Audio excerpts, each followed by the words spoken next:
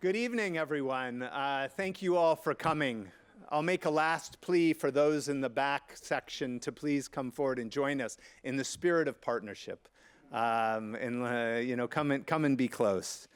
My name is Judd Walson. I'm the chair of the Department of International Health at Johns Hopkins. I'm a relatively recent transplant to the East Coast from Seattle, about a year and a half now, and it's a pleasure on behalf of the organizers to welcome all of you. This event has been some time in the making and was really very carefully and thoughtfully put together. So I want to first of all just acknowledge the incredibly hard work of the organizers who spent all these months making sure that this was a valuable contribution. I want to start with just a couple of quick words in recognizing why we're here, in trying to think about what initially was imagining the future of global health partnerships, and maybe now, after the last several months, would be better termed reimagining the futures of global health partnerships. And we've spent the day, many of us squirreled away upstairs, talking through various aspects of partnership, and a lot of it has centered on how do we navigate these current times, but also how do we think about this as an opportunity that may be in front of us to really reimagine how we can be more effective. I want to step back and talk about a couple of examples that I think are useful in sort of framing this for tonight. One is just thinking back to all of our experiences with COVID and the pandemic, and recognizing that in many ways the COVID pandemic was an enormous technical success, and we had vaccines developed incredibly rapidly. We had other interventions, sort of the science of other interventions distributed and communicated quite clearly in many cases.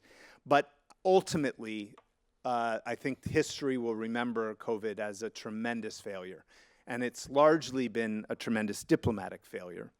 And the reason for that, I think the reasons are very complex, but fundamentally it comes down to a failure of trust and a failure of belief. And that's really what we're talking about today, is how do we build between people, between institutions, between governments? How do we build the types of trusting relationships that allow us to respond together more effectively than any of us can do alone? We are the Department of International Health, and many people comment, well, why aren't you the Department of Global Health? Many institutions have moved to that terminology. And one of the things about being an international health department is that it helps us constantly remind ourselves that the work we do is not because the work is somewhere else. It's because we have a deep-seated belief in the value of international collaboration and cooperation in solving the world's greatest needs, whether those needs are right here in DC or in Baltimore, or whether they're in Uganda or Bangladesh. And that this idea of having international collaboration help solve problems is really fundamental to what our mission is and what we believe is a strength. I want to just tell a quick story. When I lived in Nepal for a few years when I was much younger, and I was working in a village quite remote from Kathmandu, and it was a Hindu village largely. And in that community, among some of the higher caste community, there's a practice there where when women are menstruating, they're often asked not to touch men, not to touch food, not to, in some cases, come into the spaces that men or other things would occupy, in an effort to not spiritually pollute those environments or those people. And there was an American woman who was doing a fellowship and was really, concentrating on women's rights and social justice. And she came to the village and very much wanted to change this practice, really wanted to talk to the village community about why this was harmful and why it should be changed. And so first she was told she should meet with the men of the village. And she did, and she met with the elders and the men of the village, and she explained why she was there, and they said, that's fine, you can talk to women in the village, see what they think. And then she met with the women of the village, and she was very surprised that there was an incredible pushback. And the women said, look, there are like 3 to 5 days a month where we don't have to cook and clean and do all these other things, and you want to come in and change it. And this isn't a comment on the value of that practice or not. This is a comment on our ability to understand the contexts in which we work and the value of partnering with communities and partnering with organizations that do understand that context in order to be most effective at what we do. Because ultimately, our mission is about how do we have the impact that we want to have in the world. So, here today, we're going to talk, we have a great panel about some of these issues of imagining the future of partnerships. And I am really, really thrilled to introduce Jeffrey Kahn, who's going to talk to us a little bit more with some introductions, and then on to introduce our panel. So thank you all so much. I look forward to hearing from our panelists and to spending the evening with all of you.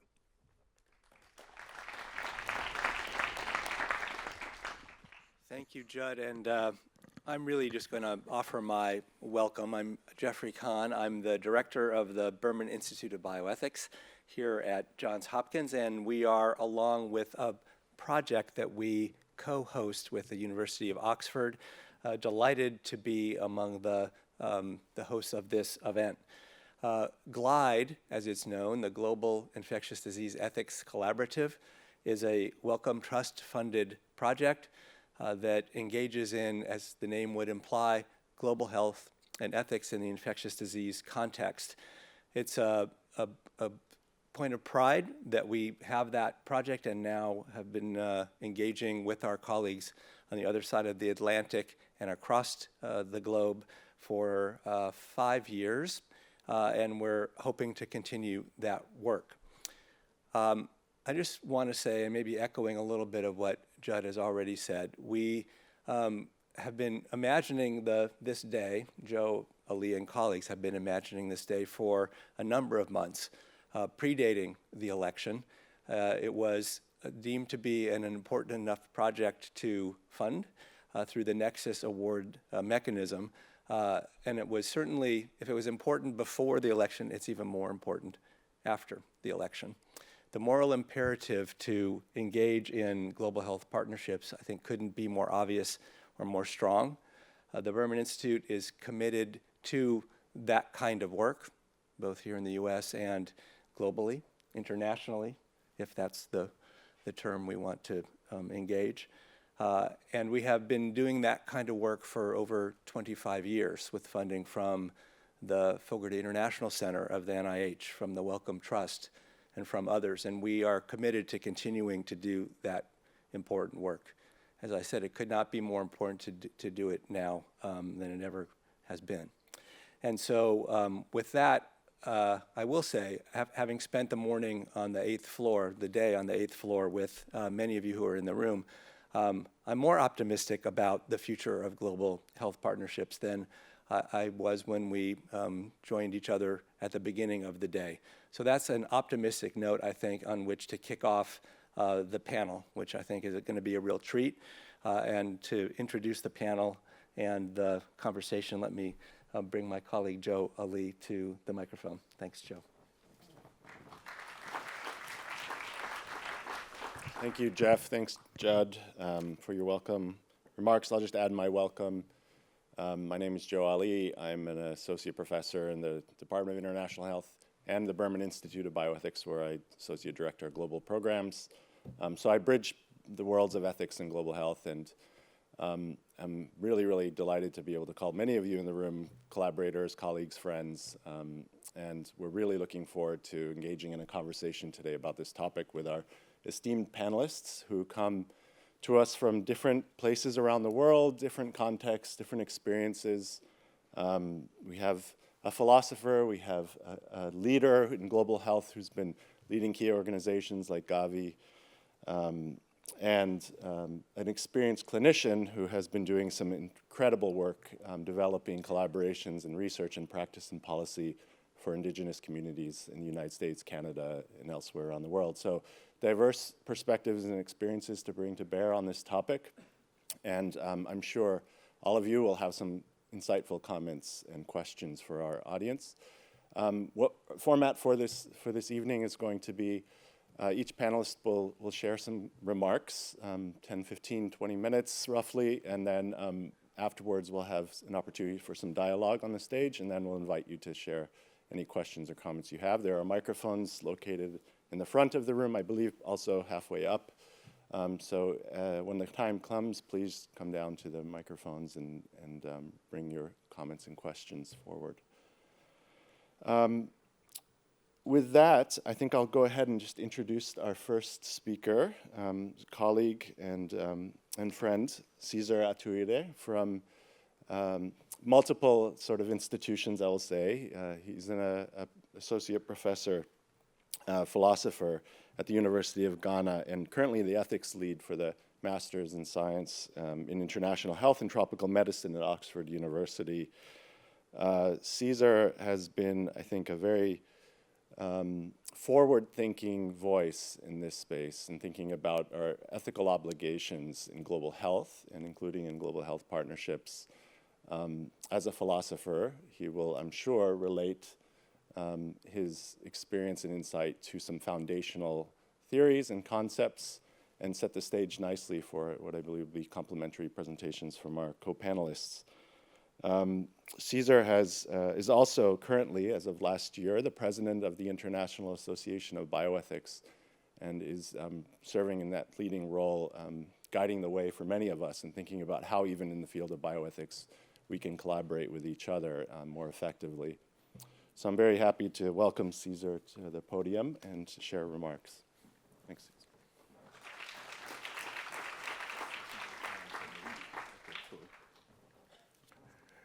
Well, thanks for that generous introduction. It's always good when people are introducing you, you keep asking yourself, are they talking about me or the person sitting next to me? But anyway, maybe they asked the philosopher to go first because we tend to be boring. And to add to the boredom, I have no slides. So I'll just ask you to make a bit of an effort to try and journey with me conceptually as we try to unpack this idea of imagining the futures of global health partnerships. Just to give you a summary before I dig in, I'm just going to talk around three concepts, and they are the usual long words that we tend to use, which may just sound a little bit out of place. I'm going to talk about pluriversality, subsidiarity, and solidarity. 3 words. So, the people of the southern part of Ghana, the Ashanti, say something like, is it Nyansa Oni Nipabako Timu? Which means that knowledge is not in the head of one person. Knowledge is a shared good. And this allows me to introduce the idea that when we're talking about global health, let us remember that global health always exists in a location. You know, global health there is no abstract universal. Sorry, I don't want to go into Plato. But what is global health? Global health occurs in places. So when we imagine, if we close our eyes and we start thinking about global health, what are we thinking about? Geneva, Gavi, NIH, or Uganda, Ghana? No. Global health occurs in places. So global health occurs in Washington locally with its problems, its issues. Or global health also, and these issues have an international dimension. And therefore, all problems of global health that we were dealing with always occur within a location. And because we are embodied beings, when they occur within a location, it means there is a history, and that history has an implication on how we are going to understand the problems and how we're going to deal with the problems. There is no abstract world. There's nobody here who has a view from nowhere. We all have a view from somewhere, and there is nobody here who's flying over the globe, over the planet, as if they are not part of us. We are all embedded. So let's keep that in mind. Now, the principle of subsidiarity, which I think can help global health for the future, is a principle that dates back from ancient times.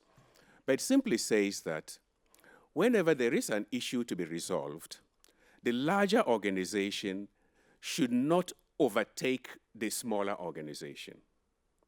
So those who are closest to a problem are those who actually understand the problem. And if you come from a larger organization, a stronger organization, a richer organization, or whatever you think you are, your best service is to assist and possibly empower the local organization to be able to do what it has to do. So when we're talking about global health interventions and partnerships, the point of every partnership is to say, well, what is already on the ground? And how can I support the good that is on the ground so that it can emerge? And doing so means respecting also local knowledges, local experiences. You know, Ebola breaks out, let's imagine. And all of a sudden, we're running in because we have resources, because we have knowledge. And how often do we stand and just wait and ask, how do the local people actually think about Ebola? What sort of local cures may they have that can prevent Ebola? Or are we just going to rush in there because we have the solutions and we have the technology, and then we create dependency, and when we get bored, we leave them alone? So the principle of subsidiarity will, if we take it seriously, can actually change the way we do global health. And I mean, on these points, subsidiarity, pluriversality, and solidarity, I have 3 points under each one of them. The second one is that, subsidiarity will also allow us to be able to carry out some form of reflexivity, which is important.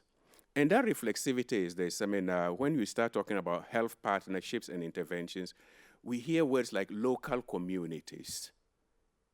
But our communities are equally local. I mean, Washington is damn local.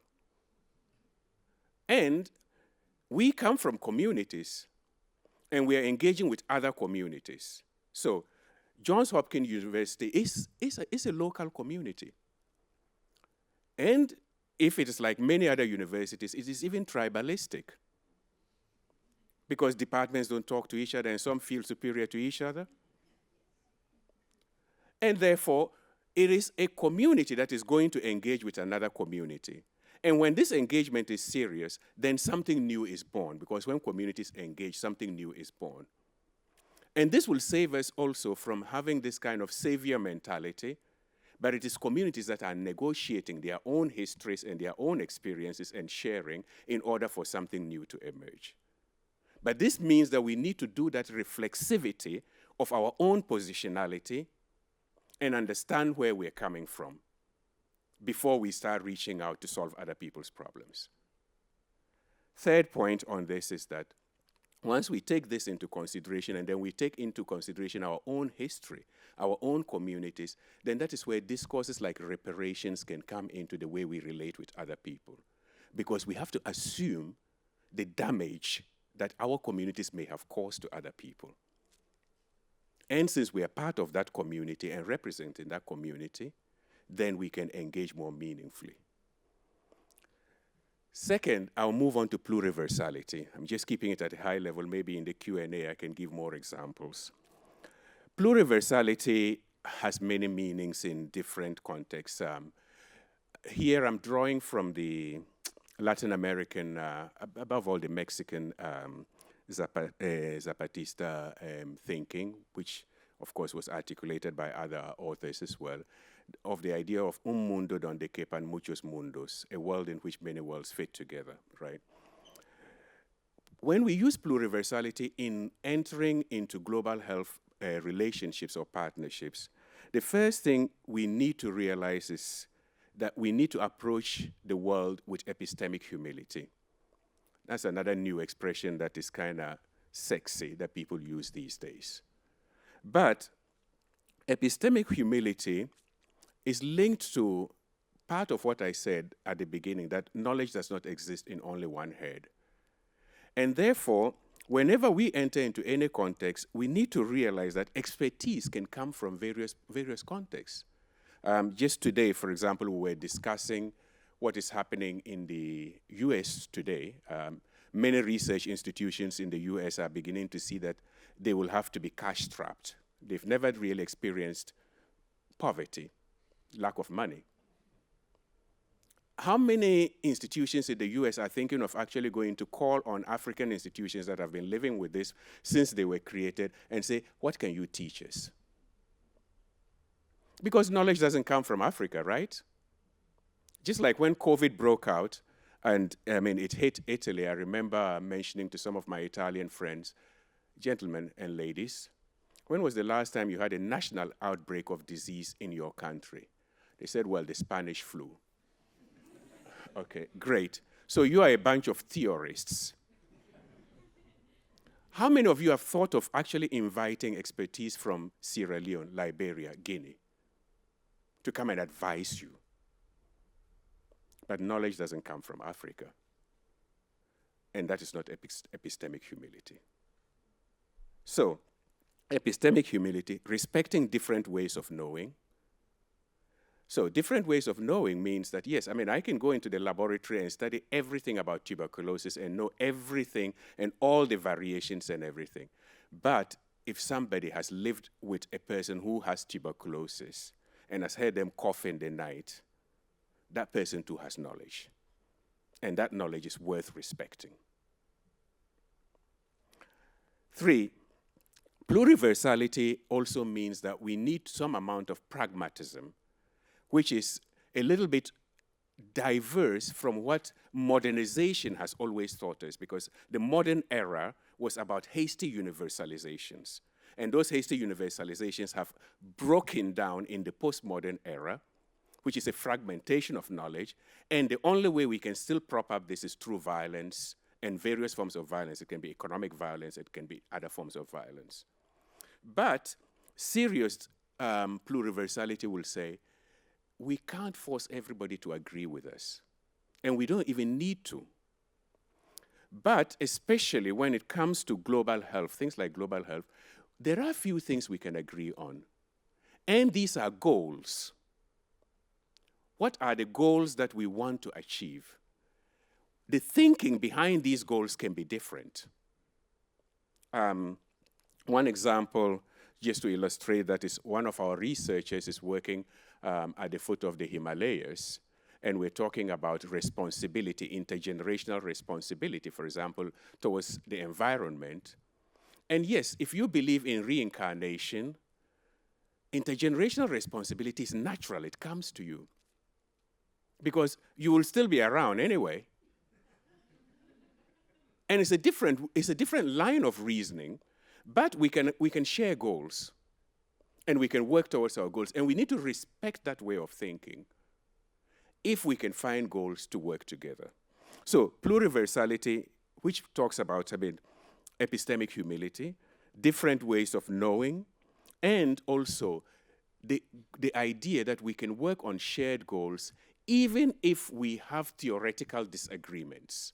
We don't need to impose full theoretical agreements in order to collaborate on a policy level. What we do need, though, is an effort to understand each other and respect each other. Third point is solidarity, and that has already come up in our conversations earlier today. And on solidarity, there are 4 points that I want to make. The first point is, whenever we start talking about solidarity, people say, well, there is justice, there's equity, there is what we should define solidarity. And when somebody asks me to define solidarity, these days I tell them, define lasagna. Right? There are certain concepts by nature, because, I don't want to go back to level 100 logic. We have at least 6 ways of defining things. And there are certain definitions which we call ostensive definitions. You define them by operationalizing them, and then you can see. And an ostensive definition is an equally valid way of defining things. That's why I said define lasagna. But if I make it for you and you eat it, I don't need to add a definition because you know what it is. And solidarity being an action concept, an action, a way of acting, actually falls into one of these concepts that is very difficult to pin down with a conceptual definition. And if you try to do that, you box it into a corner that you destroy it. Now, having laid down that premise, one of the key things, and one of Jantina de Vries from the University of Cape Town mentioned this morning, is solidarity allows us to be able to approach problems not from an I point, but a we. We have a problem, or we have a challenge, or we have a need. And it is we who are going to work together to be able to solve this, to address this. Or even somebody far away has a problem, but I identify with that person, and therefore I form almost an ideal and ideological we with that person, and then we try to strive to look for solutions to that problem together. The interesting thing about this idea of taking challenges from a solidaristic viewpoint is that, one, it avoids the highly adversarial, toxic way in which we address social problems today. Today, it is either you are the cause of the problem, he is the cause of the problem, and we create societies in which we cannot dialogue, we cannot interact. Solidarity pushes us to go beyond that. Secondly, it also prevents us from this whole idea of the saviorism mentality. Because if I identify with that problem, if I identify with a person, or it is a we problem, then I'm not really saving anybody. I'm saving all of us. We're saving ourselves. And global health has been plagued because of its inheritance from tropical and certain parts of tropical medicine and aid with the savior mentality. But if we take solidarity seriously, we can actually put that aside. Then, the other thing is, the third point I want to make is, today we've heard a lot about, trust, right? And following Honora O'Neill, I would even say that, well, yeah, trust is important for partnerships, but trust can be a bad thing. When you put your trust in the wrong person. If you trust me so much that you ask me now to pilot you guys in an aircraft, you're in bad business, right? So, what we need to build is not so much trust, but is trustworthiness. And trustworthiness, depends on being capable, so being competent in whatever you claim you want to do or you're supposed to do, to be serious about it and competent. Secondly, to be trustworthy means to be reliable. And I'll come back to that in my closing comments, reliability, because I think that is the challenge we're facing in global health with regard to the United States of America. And thirdly, to be accountable, to be able to be held accountable. If you're a partner that is competent, reliable, and you can be held accountable, then you can be called trustworthy, and therefore you can build trustworthy relationships. And yes, to be able to build solidaristic relationships, we need people who can be trustworthy. And trust then comes out of the fruit of trustworthiness. Because if you put trust in a being that is not trustworthy, then your trust is misplaced. Now, on that note of how many minutes do I have? 3 minutes, then I'll just wind down. Okay, so I'll start closing. On that note of solidarity, it is important that we think of solidarity a little bit different to the way we've been thinking about aid and even some of our international development discourses, especially in global health.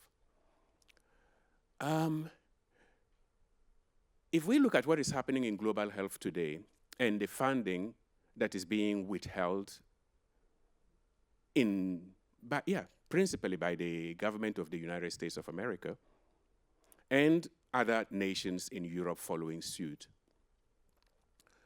what is happening requires a way to frame this issue. This is an American problem. And the American problem is having ripple effects on the rest of the world.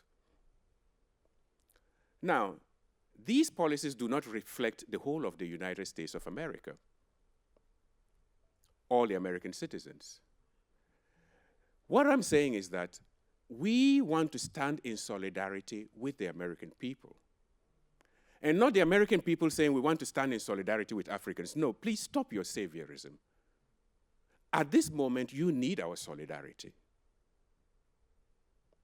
And it is our standing in solidarity that should enable you to be able to make the change in your country that will have effects in the rest of our country, in the rest of the world. But it is important not to always outsource problems.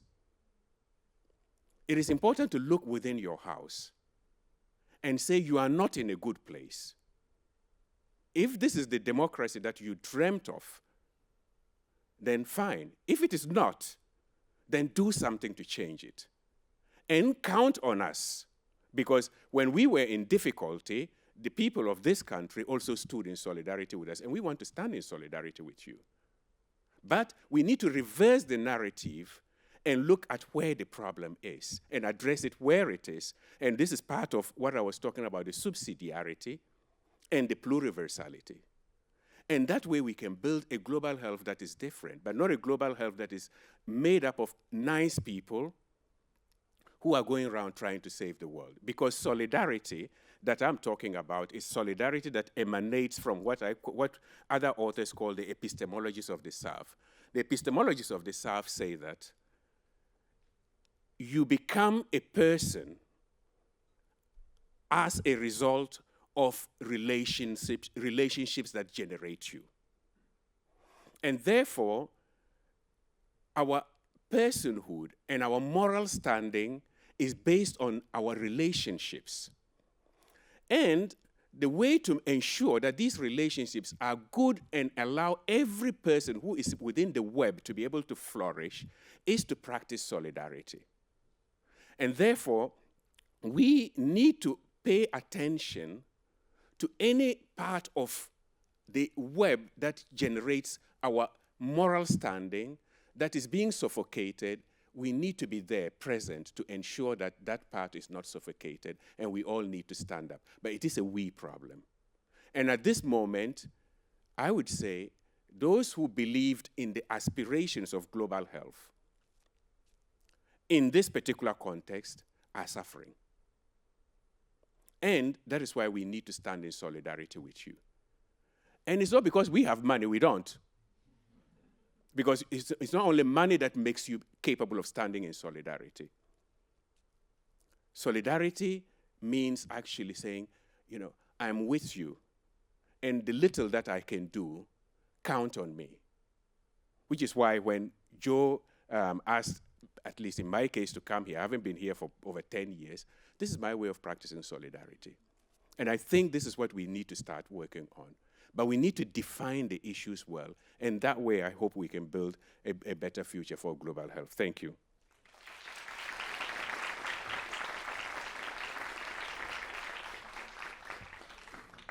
Well, thank you very much, Cesar, for coming and for sharing that vision. Thanks. Could use that. That vision for a pathway forward, drawing on some strong and emerging concepts that I think we oftentimes undervalue in the work that we do. So thank you for that. And again, we appreciate the offer. Let me ask our next speaker to join me at the podium, who is Anuradha Gupta. Anuradha has really been a thoughtful leader in global health and leading global organizations, most recently the Sabin Vaccine Institute, and previously spent several years at Gavi as its deputy CEO. And she's been a real strength in developing partnerships of all sorts with researchers, with institutions, with funders, with communities, and has always centered in her work the interest of the people who she's leading and who she's working with, focusing on those who are oftentimes most vulnerable, children, women, and others who are really in need of the support that can be offered through strong organizations, and making sure that valuable resources like vaccines are made available around the globe. So, Anuradha, thank you for joining us, and the podium is yours.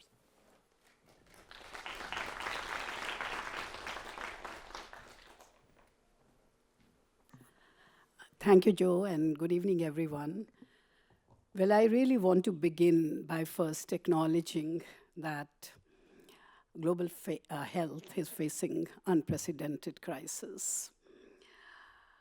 We have seen that within the span of a few weeks, change has overtaken us. And the upheaval that we see has been shockingly sudden and rapid.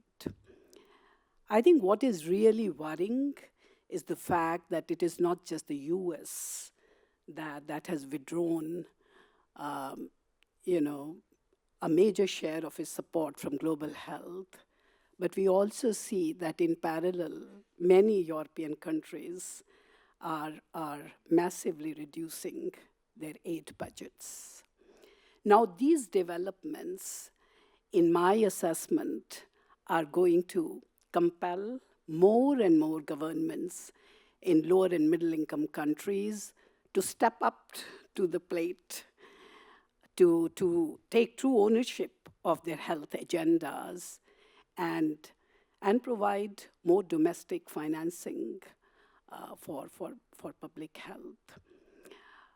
Just in the past few days, convened by CDC, 45 African health ministers came together to commit to sustainable financing for health. And we have already seen that trend in most countries across Latin America and Asia. And this paradigm shift in the source of funding is bound to have an enormous impact on how health research is envisioned and executed, how health research priorities are formulated, as well as the nature and dynamics of health partnerships. The fact that Global North may not hold the purse strings any longer, would, in my view, really call for a reorder of roles and responsibilities and power dynamics. So I think we really have to brace ourselves for a lot of changes. Now, another sort of aspect of this limited funding is going to be increased insistence on higher value for money.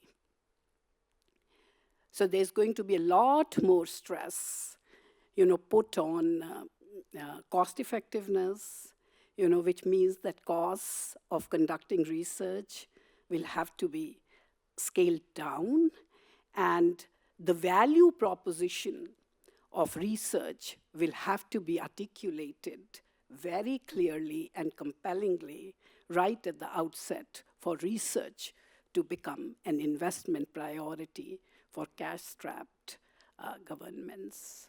Now that is both a challenge and an opportunity. And building on what Chris just said, I think there is a tremendous opportunity that presents itself to really reimagine the whole manner in which research is conducted, including leveraging much better the local wisdom, ingenuity, and resources. So now talking about partnerships, I do think, as you heard already, that partnerships are going to become even more important and relevant than ever. But I really feel, having worked with Gavi, which is really the most successful public-private partnership of the 21st century, that a partnership is successful when it truly ensures that the whole is greater than the sum of its parts. Otherwise, it's just a very, very loose cobbling of multiple stakeholders and partners. And for whole to become greater than the sum of its parts, it is important that we try and understand and respect the comparative strength of each partner and make sure that we utilize that to the hilt. Now, for impactful, robust, resilient, outcome-oriented partnerships to be formed and to develop, in my view, there are really two critical ingredients to pay attention to. One is purpose. Determining the purpose of a partnership is very important. It is obvious, it seems obvious, but many a time, this is a step which is forgotten. And therefore, and we've also seen that when priorities are set mainly by funders, there is hardly a participatory approach. A lot of times, very important stakeholders, we heard about the importance of people, who we are seeking to serve, or local institutions and organizations that actually have the expertise and also enjoy the trust and confidence of people, who are absolutely the objects of the research that we are trying to undertake. So I really think that excluding some of the important stakeholders can actually dilute the whole process of defining and determining the purpose of research. And as a practitioner, I have always found that one of the biggest challenges that we must solve going forward is to actually involve the practitioners right at the outset, when we are thinking about research topics, research questions, the scope of research, research design, research methods, and eventually the use to which that research is going to be put. Earlier during the day, I was joking that when at Gavi, I would remind people that it is not vaccines that save lives, it is vaccination that saves lives. Similarly, research is useful when it is applied to actually bring about transformative change in real life. When actually research is applied to improve and save lives. So I think that's an important consideration to keep in mind. And the more we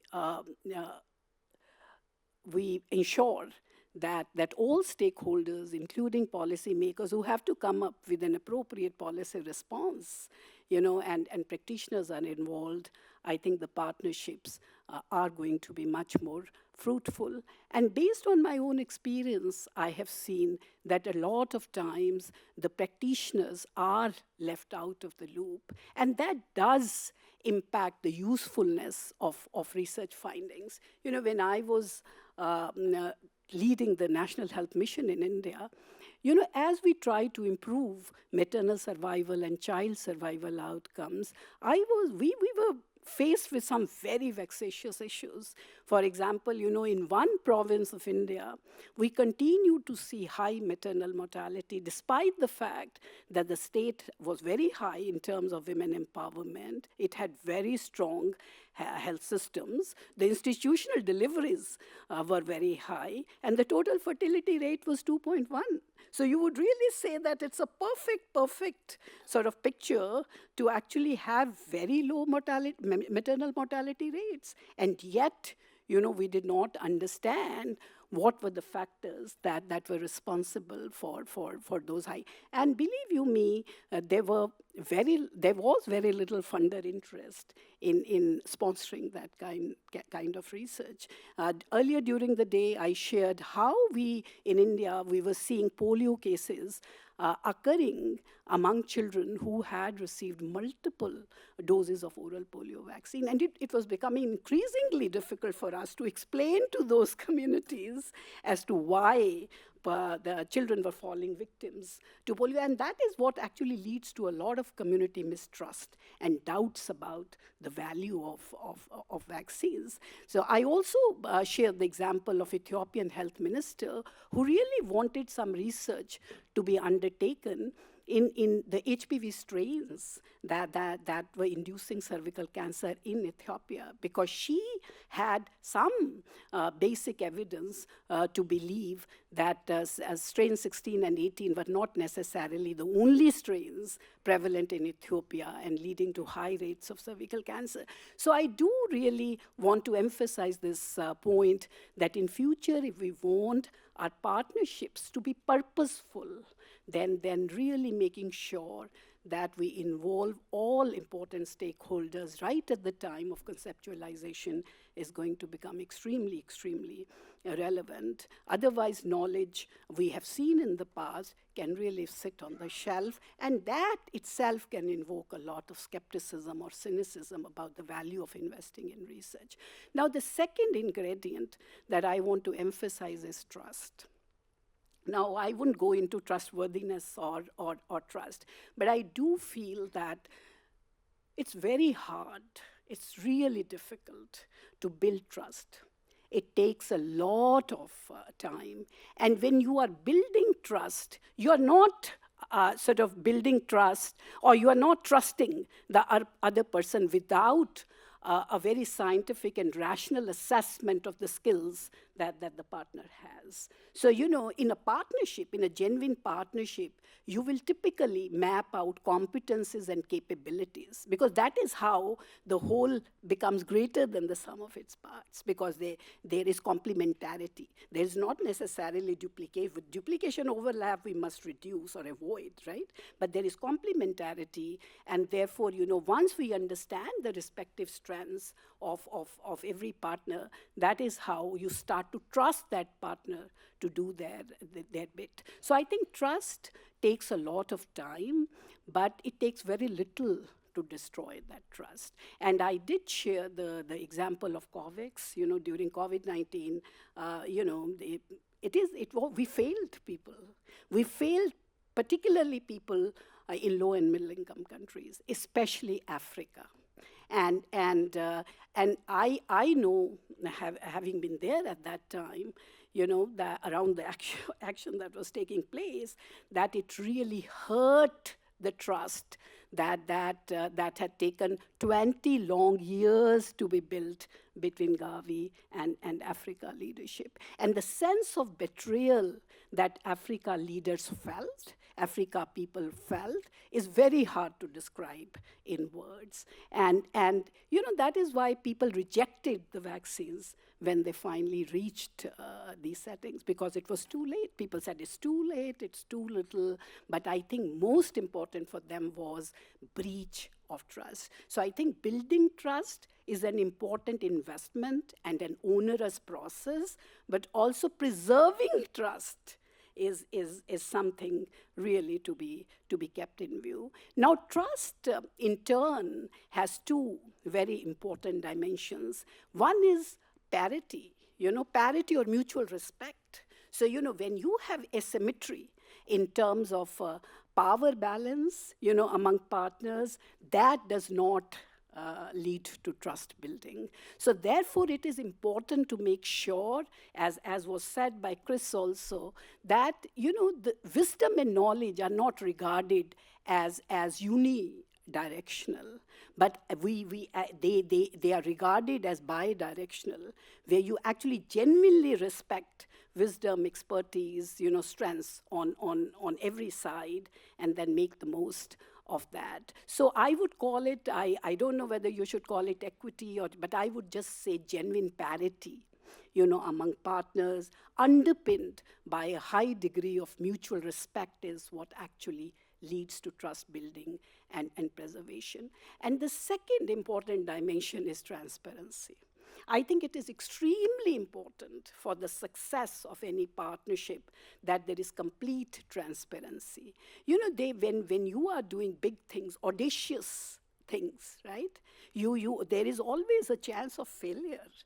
Things can go horribly wrong. For example, when COVAX was a very ambitious undertaking. Things went wrong. But I do think that if we have the courage in a partnership to speak the truth, to share the truth, to be very transparent and not obfuscate, then I think that is how you make sure that trust is not broken. And I do feel that data access, use, and management is a very important factor in preserving trust. Because if you're doing collaborative research in LMICs, and for their benefit, because they are going to be the eventual beneficiaries of that research, and you withhold information, you withhold data, then clearly that is something unacceptable, and that erodes a trust. So you may have your opportunistic collaborations, but you would not have fruitful, resilient, outcome-oriented partnerships. So in conclusion, I would just say that this is global health's moment of reckoning. And let's not fight or deny it. Let's just accept and embrace it, and really lead and act in new ways that we haven't seen in the past, because that can really help build a more perfect and more beautiful future. Thank you.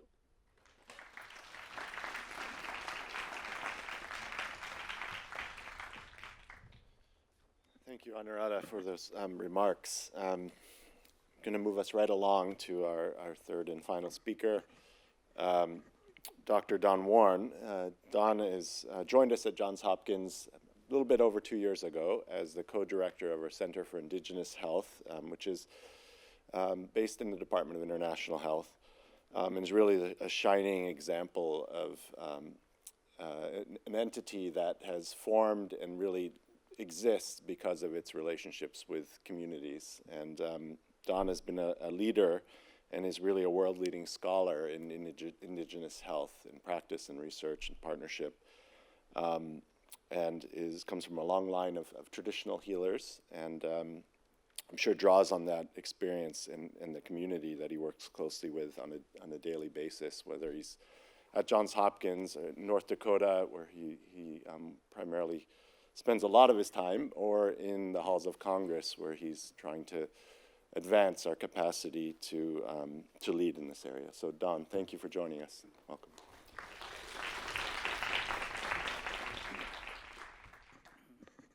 Mitakiapi, Pilamiayalo, Donald Warnimachiapi.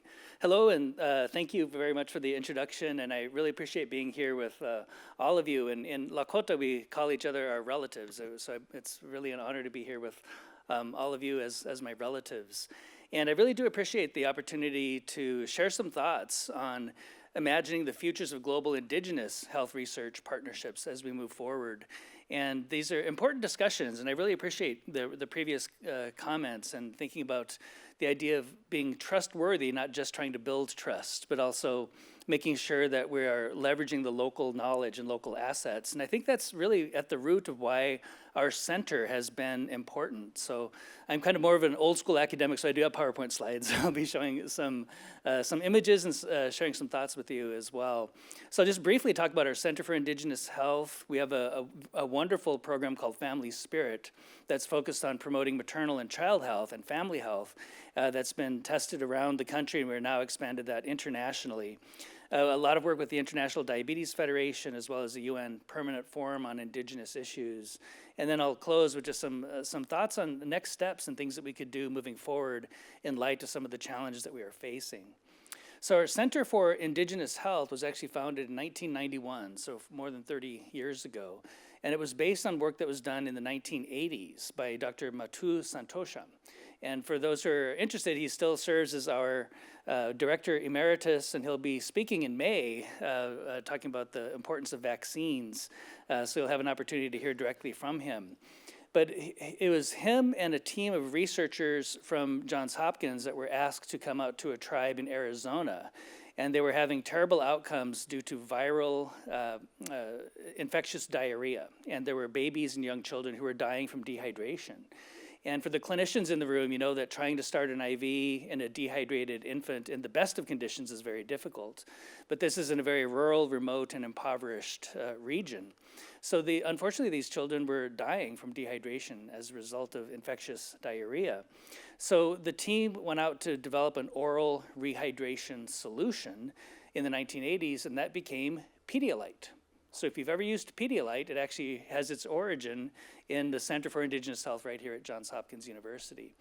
Well, Dr. Santosham then saw the need to really invest more in public health with our communities, and primarily started working in the Southwest. But by building trust and by addressing the needs of the communities, that's how those doors opened, and behaving in a trustworthy manner in terms of focusing on public health and the needs of the local communities. So we work in partnership with communities to advance Indigenous well-being and health leadership to the highest level, recognizing that it's not just the researchers from Johns Hopkins, based in Baltimore, that are the solution, but there are so many community-based solutions. And what we envision is thriving Indigenous communities worldwide. So we do have a leadership team. As I had mentioned, Dr. Santosham is still our Director Emeritus. Dr. Allison Barlow has been with the center since it started in 1991, and I'm co-director along with Dr. Melissa Walls, who is Ojibwe from northern Minnesota. So I just briefly want to talk about the cores of our work and how these are all interconnected. And I think some of the mistakes I've seen in other academic institutions is that we really focus on the research component of this wheel. And if we think about how we even assess academic progress and how we determine whether or not someone can move up for promotion, we think about things like grant funding, we think about things like publications in peer-reviewed journals. And that's all well and good, but is that directly impacting and helping the community?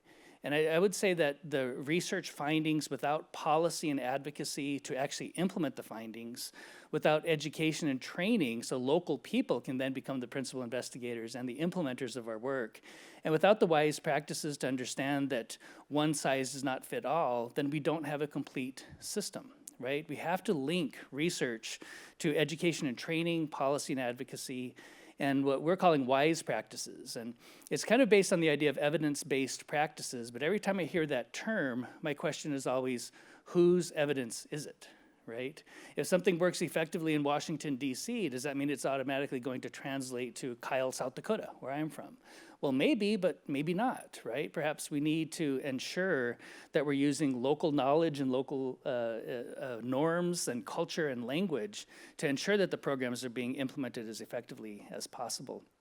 So in terms of education and training, we've now brought a multitude of Indigenous scholars through our education and training programs, and very pleased to report we just 2 hours ago had our Committee on Academic Standards, and our DRPH in Indigenous Health is approved. We're going to offer the world's first DRPH with an Indigenous health specialization right here at Johns Hopkins.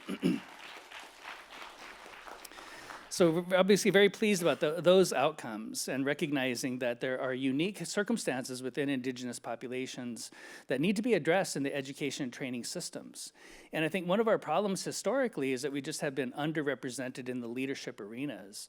As it stands now, if you look at all of the medical schools in the United States and all of the schools of public health in the United States, we have 0 deans who are American Indian or Alaska Native, 0. So we're not underrepresented, we're unrepresented in those settings, and that needs to change. So we have to be a part of that solution. So it's not just the research, it's also leadership development. Our center has over 330 staff members, only about 25 are in Baltimore. The rest of us work out in the field, whether it's in the Dakotas, Minnesota, or in the Southwest. And we're very proud of our employees. We have 80% of our employees for the center are Indigenous peoples. And as I had mentioned, this work has been going on for over 3 decades. And over the last couple of years, we've expanded now internationally. I'd briefly mentioned Family Spirit. It's a home visiting program focused on promoting maternal and child health outcomes. And it is an evidence-based practice, and we see much improved infant outcomes and developmental outcomes, as well as maternal health as well. And what we've been able to do is get a significant grant through the LEGO Foundation. LEGO the Toys, I didn't even know they had a foundation until a couple years ago when we were applying for the grant. But we've been able to expand Family Spirit now to Indigenous populations in Canada, in partnership with the First Nations Health Authority, to Aotearoa, which is New Zealand, at the University of Otago, and in Australia with Aboriginal Australian populations at the Batchelor Institute. And part of that building of trust and being trustworthy is not just working with academic institutions and our colleagues who are in the research and public health communities, but also having deep-rooted connectivities into the populations themselves and into the communities. So that's really an essential part of the solution moving forward, is having that deep-rooted connection to the cultures in which we are working. We also do a lot of work with the International Diabetes Federation. We're really proud in 2022, the IDF Atlas included a chapter on Indigenous peoples with diabetes. And I know it's in fine print, but the lead author for that chapter is Dr. Courtney Fisher-Clausen. And she is from Eagle Butte, South Dakota on the Cheyenne River Indian Reservation. Has her PhD in Indigenous health, and we were able to hire her at Johns Hopkins. So she's now one of our research associates working with us in the Great Plains Hub, and has tremendous connectivity to International Diabetes Federation, but also the communities in which we're working in the Dakotas. I also, as I had mentioned, do a lot of work with the United Nations Permanent Forum on Indigenous Issues, and this has been a wonderful platform to connect with Indigenous leaders throughout the world. And I've been very proud of the fact that we're working with populations not just here in the U.S. and North America, but all over the world. And we've got growing relationships also with the Sami populations in Northern Europe. And we work with THL, which is basically the CDC of Finland. And one of our collaborators there just got approval through the Sami Parliament to develop an implementation science program for health research in the Sami population. So that's another one of our collaborators. But we were able to also develop what we're calling indigenous determinants of health. So it's not just social determinants of health from a deficits perspective, like poverty or an inadequate housing and inadequate education. We actually have to look at things from a strengths-based perspective. And that's what our populations want. We know the power and the utility of culture and language and ceremony. And we have to recognize that we need to leverage those strengths. And the best way to do that is to have champions from within the community. And not just community members who we hire as research assistants, we need to grow that population of principal investigators who are coming from the communities. And it's just vitally important that we make those connections. And finally, another international group that I've been working with is looking at research and reconciliation with Indigenous peoples in rural health journals. And we were able to get several rural health journals to agree that if there is research to be published about Indigenous peoples, it needs to include Indigenous peoples, either as co-investigators or co-authors or some sort of formal written approval that the studies were done in true partnership and collaboration with those communities. And you can see the second author is Dr. Faye McMillan, someone else we were able to steal away and hire at Johns Hopkins. So she's now one of our faculty members here at Hopkins as well, and she's Aboriginal Australian. So as these projects move forward, I think what's really important to keep in mind, in addition to local knowledge and expertise and building trustworthiness, is lived experience. And what I've observed in my own career is that when we have principal investigators or educators or policymakers who do not have a shared lived experience with the populations they are working with, quite often they don't even ask the right questions. They don't really understand what's happening. So we might be discouraged from using the word diversity, but we need diversity in lived experience to be more effective in academic settings. And when I think about this in my own experience, again, I worked at the National Institutes of Health for a number of years. I was a staff clinician at NIDDK, so we're doing diabetes research. And some of you might know about the USDA Commodity Food Program, where it's a food distribution program for impoverished populations. And within that, there's a food distribution program on Indian reservations, which historically had very unhealthy food. And in the year 2000, in PBS, there was a national documentary focused on the growing problem of obesity in the United States.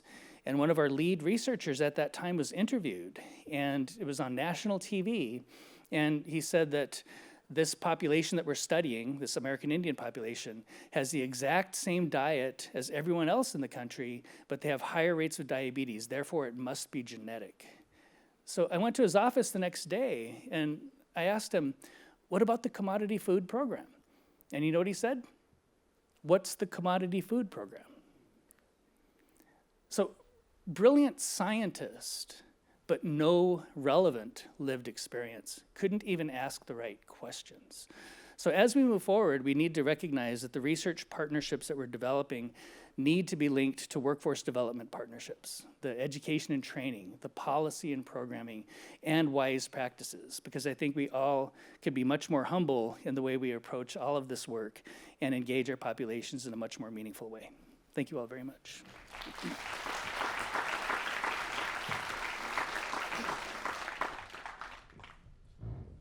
Great. Thank you, Don, for those remarks as well. So I want to pose a couple of questions to our panel, and then again invite all of you to ask questions. And if you'd like, you're welcome to come down to the microphones. So I want to start by maybe taking Caesar's invitation seriously and saying sort of what can we learn from other parts of the world, and invite all of you to think and share some thoughts on that. You already have, of course, but from the communities that you've engaged with most closely, and maybe even thinking about some of the processes that traditionally have been followed in deliberating and making decisions that sometimes are difficult to make, that can affect the health of individuals or communities. And what do you think, what are those processes, and is there something we can learn from those very deliberative and community-oriented processes that we can embrace more in a conversation about the future of global partnerships? Okay, to start off with, so there is something that colleagues and I have even borrowed and tried. It comes from some of the African traditions, which we call the Palavra Hut. I don't know whether people here are familiar with the Palavra Hut. It's a way of community reconciliation,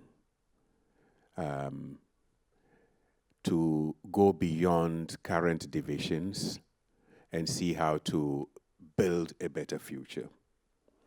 So with a Palavra Hut, for example, if you have or even here in the United States, if you wanted to do a Palavra Hut, you have people with very strong and different opinions that maybe their actions are causing someone else to suffer.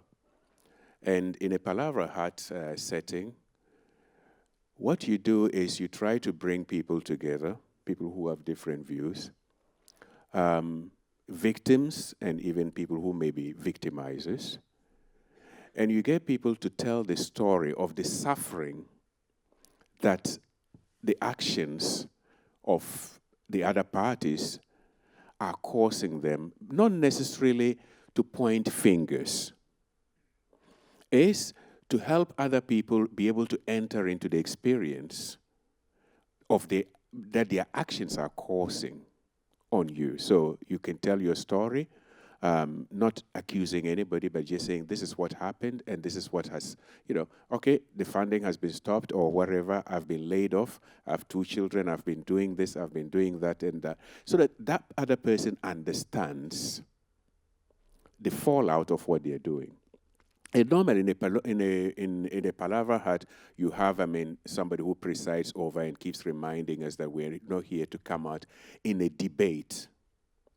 So we are used to, let's say in the Western world, we're used to tackling, public health issues or public political issues through debate. And the problem with debate is that at the end of debate, because it is adversarial in nature, somebody comes out winning, and other people come out losing. And this methodology is basically to say, well, this person has told, they've told the story of their suffering.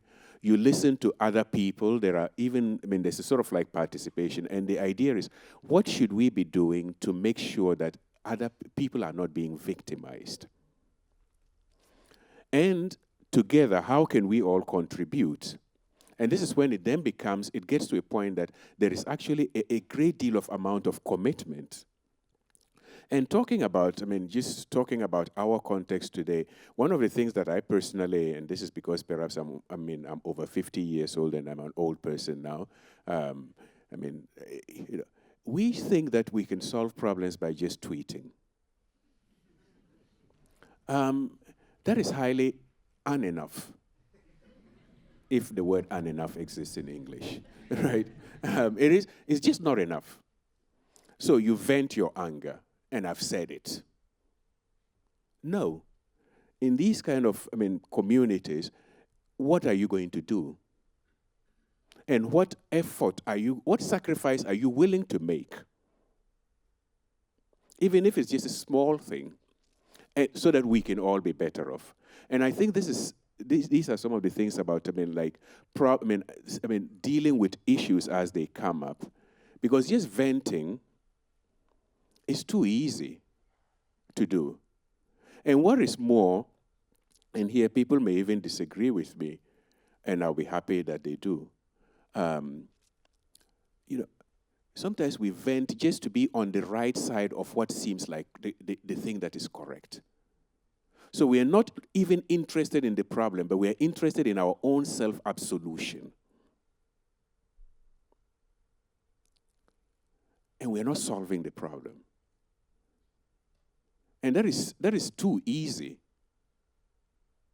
So engagement is what I'm talking about, but real-time engagement with the problems involving some amount of personal renunciation and sacrifice so that we will all be better off. Don, do you have any thoughts? Sure, and I really appreciate the question. And one of the examples where I've seen this work effectively, I was asked a few years ago by the National Institute on Drug Abuse, one of the NIH institutes, what are the research priorities among the Great Plains tribes around addiction and recovery? And my response was, well, we need to ask them what their priorities are. It's not just in the academic sector. So we actually had a project funded to develop an inventory of research and program priorities around addiction and recovery. And what we found were solutions that would not have been developed by just the addiction scientists. One of the things that was occurring in some parts of our communities is the integration of ceremony in recovery programs. And one of our collaborators, you might have heard of medication-assisted treatment, things like buprenorphine for opioid addiction. What they've coined is ceremony-assisted treatment. And the preliminary data are just compelling. So we actually have a team of traditional healers who asked us to study them. So we actually we're in the process now of collecting data, looking at the effectiveness of ceremony-assisted treatment. But again, that wouldn't have been defined within just the addiction science world. The only way that project could be even thought of is by working with the people who are actually in the field doing the work at the front end, who have that lived experience and the cultural connectedness. So that's just one example of many where we need to have those deep-rooted connectivities to even ask the right questions.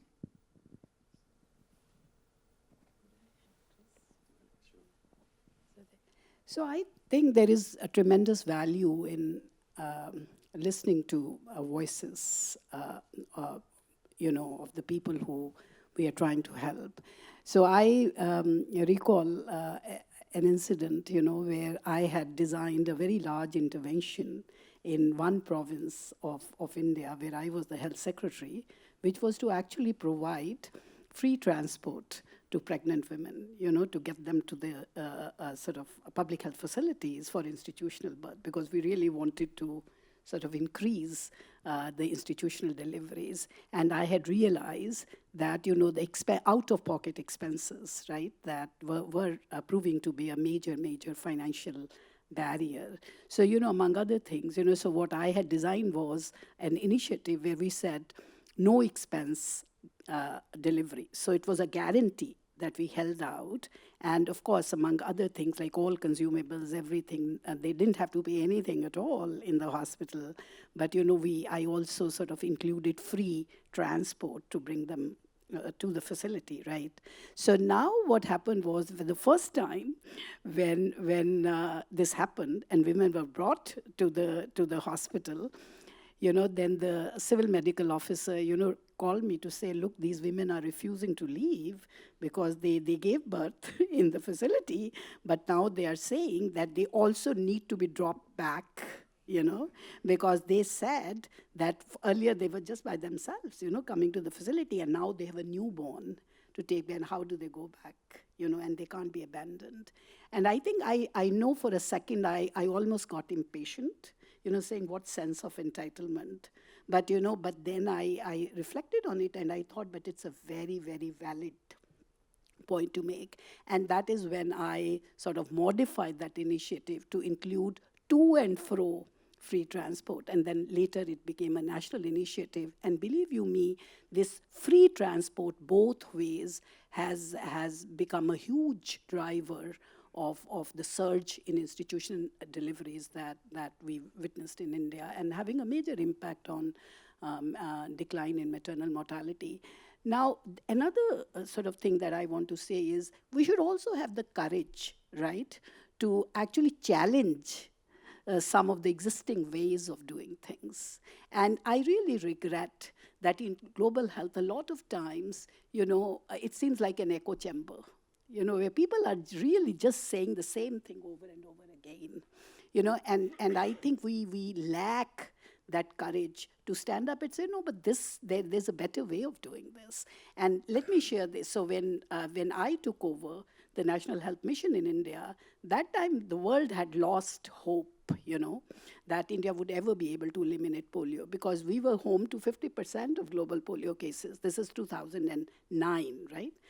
And then sort of I joined the ministry and we started to, I said, okay, there was acute program fatigue, 15 years, it was going on and there was no hope on the horizon.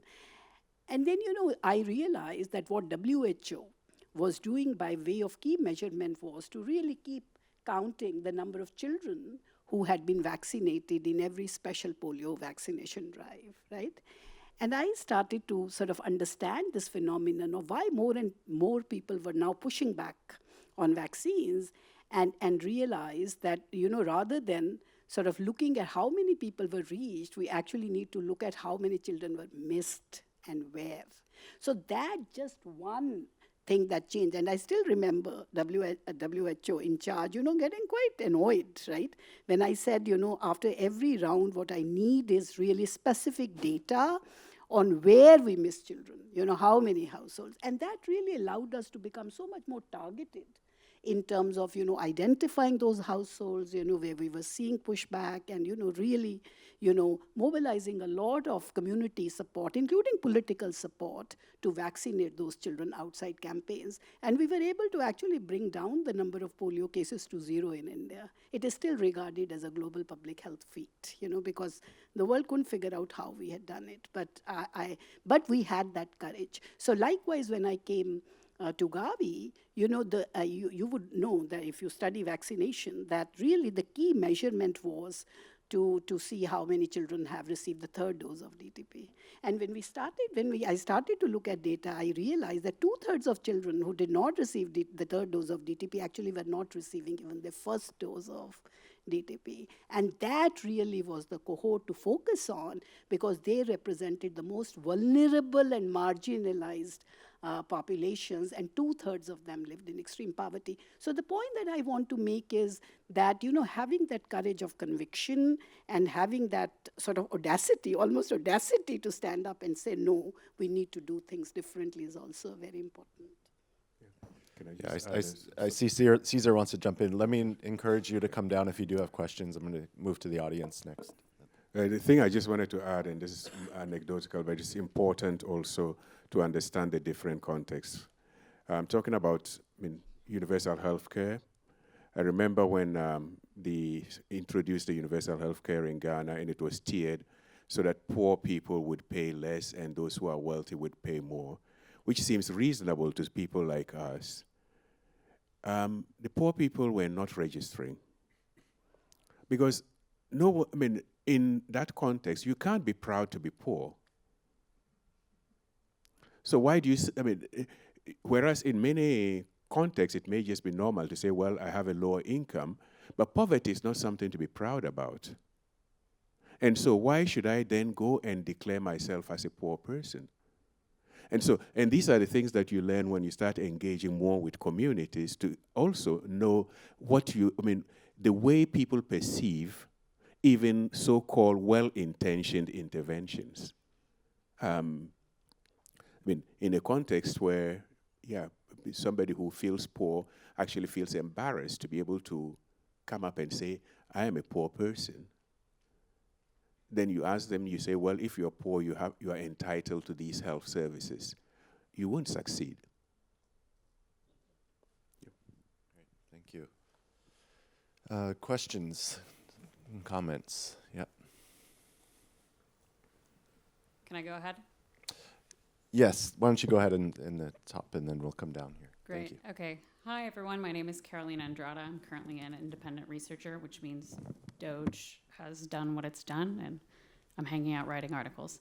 I have a lot of research interests, but one of them is policy and governance. So I think about regional health organizations a lot.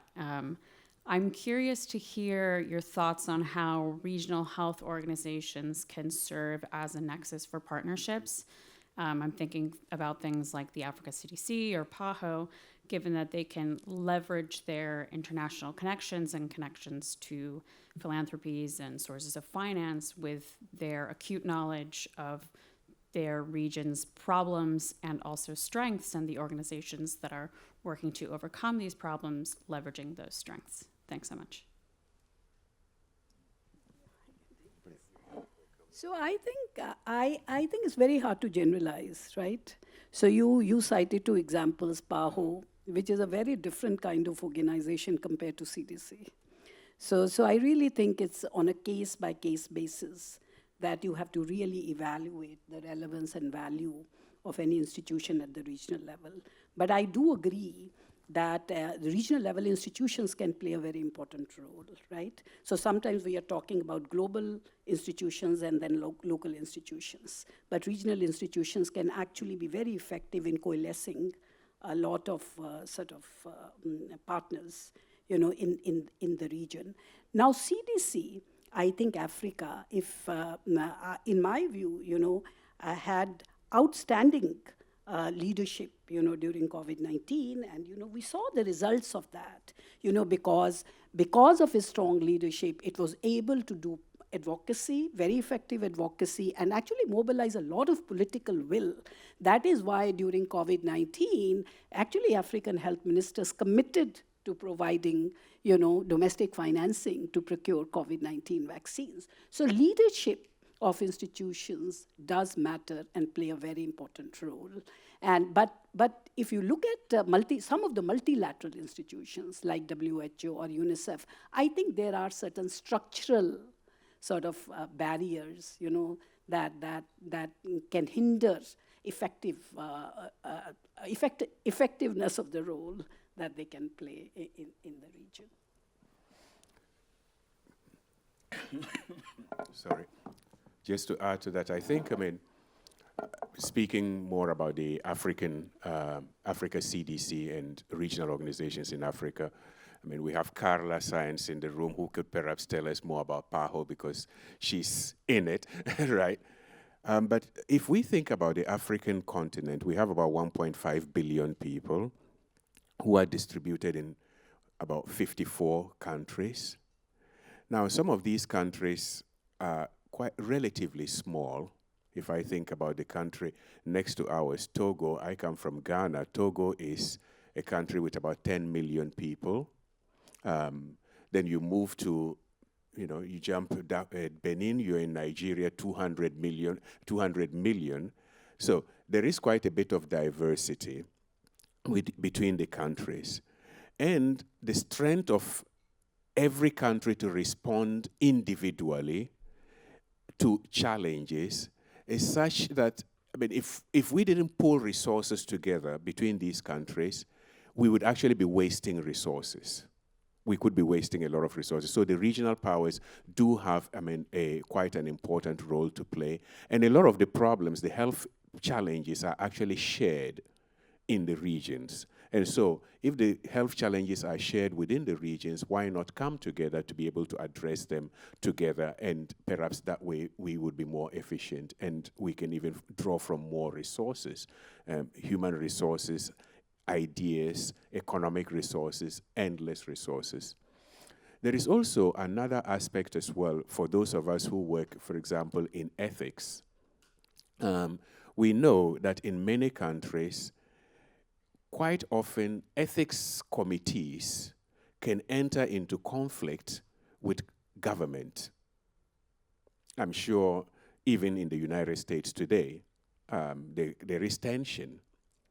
And so if you are able to create like regional collaborations that can have a little bit of supranational decision-making processes, you can guarantee some amount of independence from autocratic regimes. And that in itself is also a bit of a protection, especially when it comes to ethics, for example. And then, we've had other initiatives whereby collaboration between different countries, for example, AVAREF is, for sort of like vaccine and trials oversight. We have the possibility now of countries, instead of every country doing the same kind of process by itself, we can share knowledge between countries and avoid repeating the same thing in every country. So there are many advantages to that. At the same time, there is also the challenge that the more you begin to create regional organizations or supranatural organizations, they can also they tend to grow by nature, and they can get to a point that instead of working towards serving the countries, they start making the countries work to serve them. And so you need a balance. It's just like, it's like creating a secretariat even in your office or in the university. First of all, you create a secretariat to help you to perform certain tasks. If you're not careful, you suddenly realize that as director, you're working for the secretariat. So that's how, but you need to keep the balance. Thank you.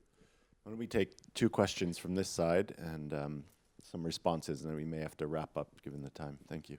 Sure. So my question is, across Africa, whether it's in Angola, Guinea, Saudi Arabia, there are quite a lot of individuals who have amassed quite a bit of funds and wealth. And as the Europeans and Americans start withdrawing, what steps can researchers take to perhaps convince or pressure or in other ways these individuals to collaborate with the local communities in order to invest in public health initiatives? Because surely if you're making billions and billions in oil and coal money, you can surely spare 10 or 20 million and work with the researchers at the local level to give the miners at least some public health, so that they don't die from cancer for working in the mine?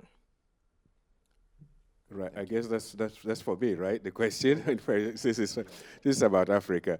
So in the first place, not all millionaires are rich. Not all the American millionaires are contributing towards research in America, for starters, right? So it's not only let's not point our fingers at African millionaires.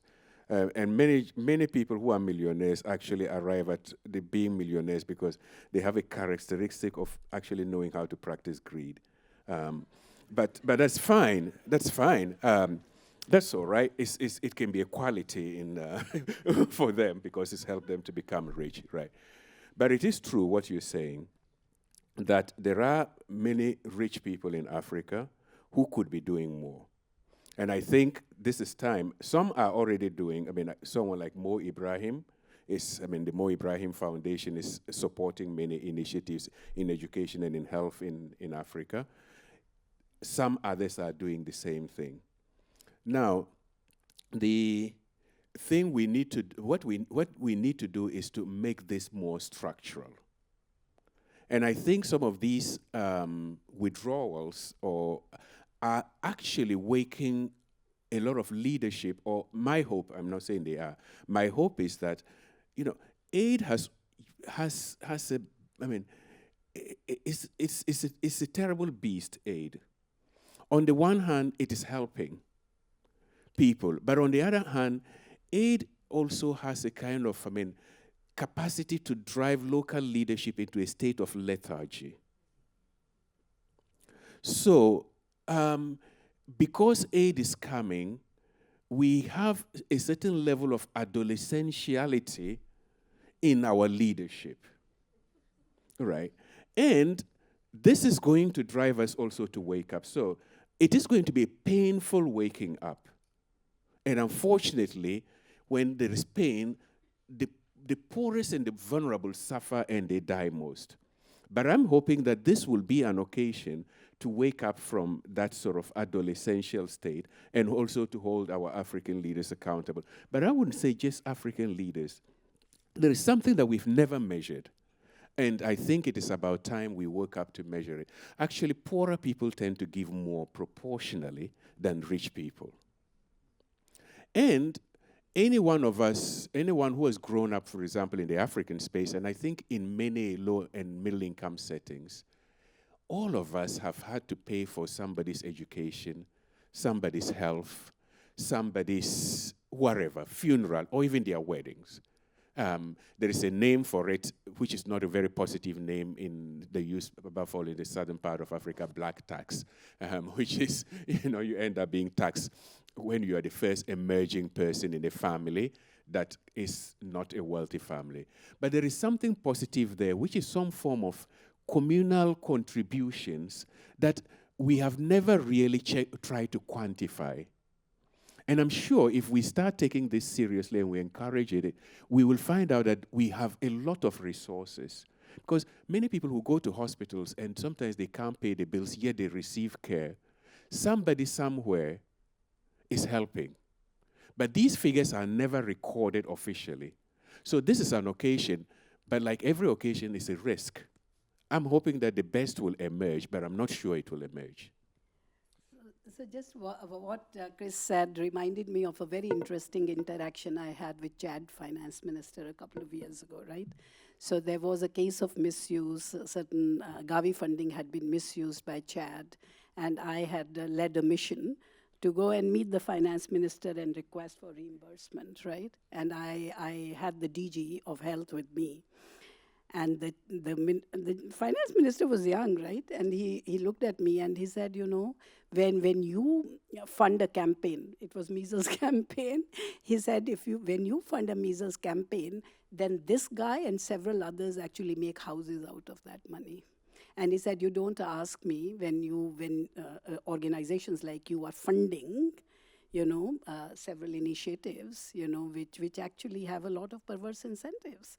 And I think this is really a very true observation that a lot of times the funding that we are providing to countries is a gravy train of perverse incentives. And the operational cost that we give for measles supplementary immunization activity, campaigns, is one very glaring example of perverse incentives where, operational costs are given on per capita basis. So there is a perverse incentive that is created for countries to continue to increase their target population, and also the health workforce to become invested in having low vaccination rates, because they know when there are low vaccination rates, then there are more and more measles outbreaks, with Gavi coming, knocking, with loads of funding to just fund these very inefficient and ineffective campaigns.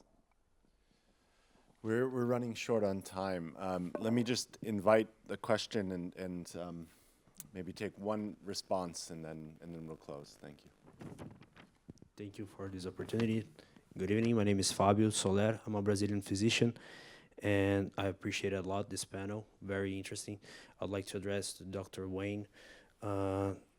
I didn't see any mentions about partnerships between the Indigenous Health Center or any other to the indigenous communities in Brazil. We have some organizations at federal level and also at local level.